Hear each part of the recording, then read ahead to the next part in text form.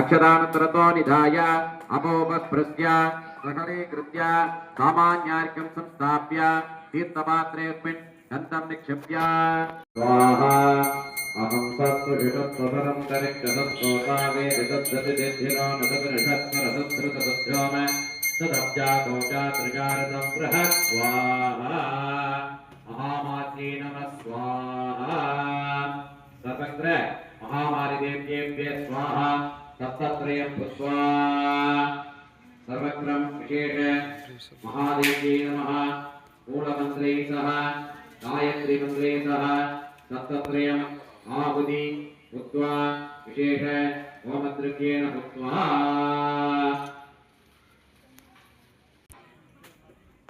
இந்த நவராத்திரி புண்ணிய காலத்தினிலே இன்றைய தினம் அம்பிகைக்கு உகந்தமான அஷ்டோத்தர சத சங்காபிஷேகம் என்று சொல்லக்கூடிய வைபவமானது காலை பரிவார தேவதைகள் அபிஷேகத்துடன் தொடங்கி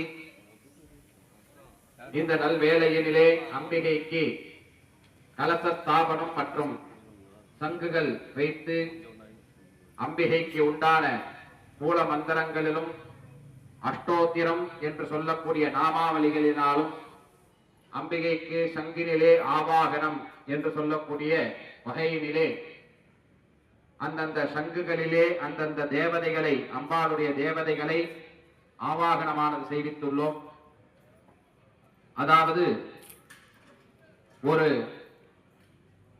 பொருளை கொண்டு செய்யக்கூடிய பூஜையினிலே பலன்கள் கூட அதனிலே இந்த சங்கின் மகத்துவம் ரொம்ப உன்னதமானது. இந்த சங்காபிஷேகம் காண்பதினாலே என்ன பலன் அப்படின்னு பார்த்தோம் அப்படின்னா இந்த சங்கானது பார்க்கடலிலிருந்து கிடைக்கக்கூடியது. அதாவது கடல் இந்த ரெண்டு தெய்வங்களிடையும் இந்த சங்கு பாத்தீங்கன்னா கையில ஆயுதமா இருக்கும். சங்கு சக்கரம் அப்படின்னு சொல்றோம் இல்லைங்களா, சசங்க சக்கரம் அப்படின்னு சொல்லுவோம். இந்த சங்கினாலே அபிஷேகம் செய்தால் என்ன பலன் அப்படின்னு பார்த்தால் காசிக்கு நிகரான தீர்த்தம் என்று கூறுகிறார்கள். அதாவது காசி ஜலத்திலே பொதுவா காசிக்கு போனா என்ன பண்ணுவோம், அந்த தீர்த்தத்தை எடுத்துன்னு வந்து அந்த தீர்த்தத்தை வீட்டுல தெளிச்சா என்ன பண்ணுவோம், காசிக்கு போன பலனை நமக்கு கொடுக்கிறது அப்படின்னு சொல்லுவோம் இல்லைங்களா. அது போல இந்த சங்கினிலே செய்த தீர்த்தத்தை ஊத்தும் போது தண்ணியா ஊத்தணும். ஆனா பூஜை செய்யும் போது என்ன ஆயிடுது, வாங்கும் போது தீர்த்தமா மாறிடுது. அதற்கு காரணம் என்ன அப்படின்னா அதோட பலன்கள் என்ன அப்படின்னா, அதாவது காசியிலே கங்கையிலே குளித்தால் பாபங்கள் தீரும் அப்படின்னு சொல்லி எல்லாருக்குமே தெரிஞ்ச விஷயம். அது என்ன, எப்படி அந்த பாபங்கள் தீரும் அப்படின்னா, ஒரு சமயம் பார்வதி பரமேஸ்வரனும் அமர்ந்து பேசிட்டு இருக்காங்க. எங்க இந்த காசியில குளித்தா பாபங்கள் போகும் சொல்றாங்களே, அது எந்த வகையில நியாயம் அப்படின்னு கேட்கும் பொழுது பரமேஸ்வரன் என்ன சொல்றார், அதை நமக்கு சொன்னா புரியாது, அந்த திருவிளையாடலை நான் செய்து காட்டுறேன் அப்படின்ட்டு பரமேஸ்வரனும் பார்வதியும் அந்த காசி நதிக்கரைக்கு போய் எப்படி இருக்காங்கன்னா வயதான தோற்றத்துல இருக்கார். யாரு, பரமேஸ்வரன் பார்வதியும்.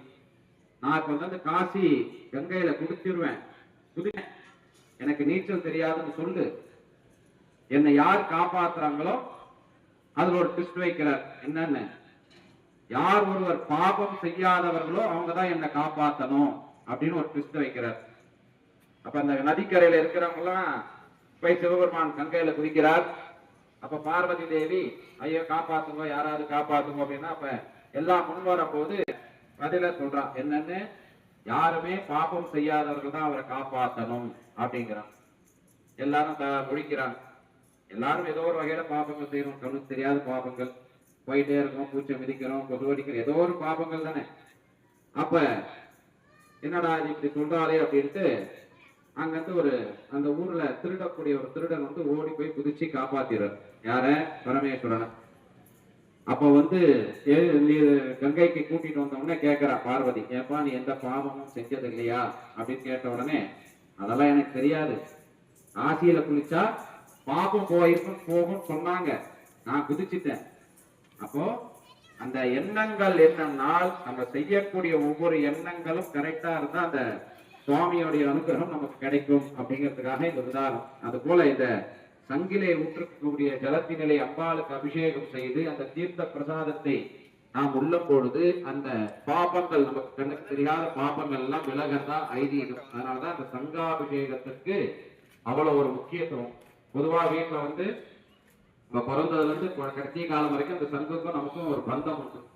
வீட்டு வாசல்ல பூஜை போடுவோம், வாசக்கால வைக்கும் போது பாத்தீங்கன்னா சங்கு வைப்பாங்க. ஏன்னா அந்த ஜலத்துக்கு அதிபதி இந்த சங்கு, தீர்த்தத்துக்கு அதிபதி. வீட்டுல வந்து இந்த வலம்புரி சங்கானது ஒருவர் தினந்தோறும் வழிபட்டால் அவ்வளவு பல லக்ஷ்மி கடாட்சம் உண்டாகும் இந்த சங்குல பூஜை செய்தார். அதனாலதான் அந்த சங்குக்கு அவ்வளவு முக்கியத்துவம் கொடுக்கிறோம். அந்த வகையிலே நம்ம ஆலயத்துல பொதுவாக இப்பதான் இந்த அந்த உன்னதமான இந்த வலம்புரி சங்கினாலே செய்யக்கூடிய, அதாவது இடம்புரி சங்கு தான் நமக்கு பொதுவா கிடைக்கும். ஆனால் இந்த வலம்புரி சங்கினாலே பயிரக்கூடிய பலன் இன்னும் பலன் கூட. இந்த சங்கிலே பாத்தீங்கன்னா ஓம் என்ற பிரணவம் எப்பயுமே ஒழிச்சுட்டே இருக்கும். பொதுவான சங்க காதல் வச்சு கேட்டோம்னா ஓம்னு அப்படின்னு அந்த ஒளியானது ஒழிச்சுட்டே இருக்கும் அந்த சங்குல. அதனாலதான் அந்த வீட்டுல வச்சு வழிபாடு செய்யறது அவ்வளவு முக்கியத்துவம் அப்படின்னு சொல்றது. அந்த வகையிலே நமது ஆலயத்திலே மாரியம்மனுக்கு இந்த 108 சங்காபிஷேகமானது இனிதே நடைபெற உள்ளது. இதோட இன்னொரு பெரிய வரப்பிரசாதம் என்ன அப்படின்னா, பொதுவா நிறைய ஆலயங்கள்ல சங்காபிஷேகம் பண்ணோம் அப்படின்னா உடனே தட்டுல அடுக்கி அதை பூஜை பண்ணிட்டு எடுத்து போய் அபிஷேகம் பண்ணுவோம். நாங்களே பொதுவா இருக்கக்கூடியவங்களை வச்சு பண்ணிடுவோம். ஆனா இங்க வந்து இந்த சங்கு வந்து ஒவ்வொருத்தர் கையிலையும் பூஜை முடிஞ்சு கொடுக்குறோம்.